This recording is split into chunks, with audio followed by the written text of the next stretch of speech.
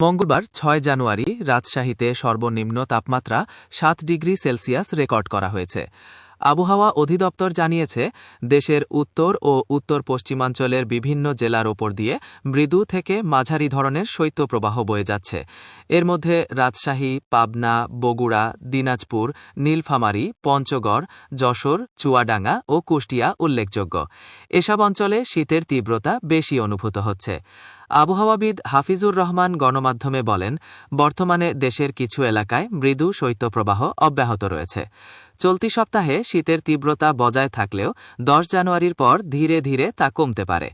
আগামী ৫ দিনের আবহাওয়ার পূর্বাভাসে বলা হয়েছে, আজ মঙ্গলবার থেকে আগামী শনিবার পর্যন্ত আকাশ অস্থায়ীভাবে আংশিক মেঘলা থাকতে পারে এবং সারা দেশে আবহাওয়া শুষ্ক থাকবে। এ সময় মধ্যরাত থেকে সকাল পর্যন্ত দেশের বিভিন্ন এলাকায় মাঝারি থেকে ঘন কুয়াশা পড়তে পারে, যা কোথাও কোথাও দুপুর পর্যন্ত স্থায়ী হতে পারে। বিশেষ করে মঙ্গল ও বুধবার ঘন কুয়াশার কারণে বিমান চলাচল, অভ্যন্তরীণ নৌপরিবহন এবং সড়ক যোগাযোগ সাময়িকভাবে ব্যাহত হওয়ার আশঙ্কা রয়েছে। কুয়াশাচ্ছন্ন আবহাওয়ার ফলে এই ২ দিন শীতের অনুভূতি আরও তীব্র হতে পারে। পূর্বাভাসে আরও বলা হয়, আজ সারা দেশে রাত ও দিনের তাপমাত্রা সামান্য বাড়তে পারে। বুধ ও বৃহস্পতিবার রাতের তাপমাত্রা প্রায় অপরিবর্তিত থাকলেও দিনের তাপমাত্রা সামান্য বাড়ার সম্ভাবনা রয়েছে।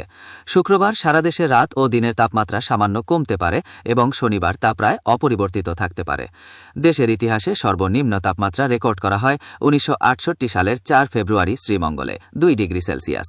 এছাড়া ২০১৮ সালের ৮ জানুয়ারির তেঁতুলিয়ায় তাপমাত্রা নেমেছিল ২.৬ ডিগ্রি সেলসিয়াসে এবং ২০১৩ সালের ১১ জানুয়ারি সৈয়দপুরে সর্বনিম্ন তাপমাত্রা রেকর্ড করা হয়েছিল ৩ ডিগ্রি সেলসিয়াস।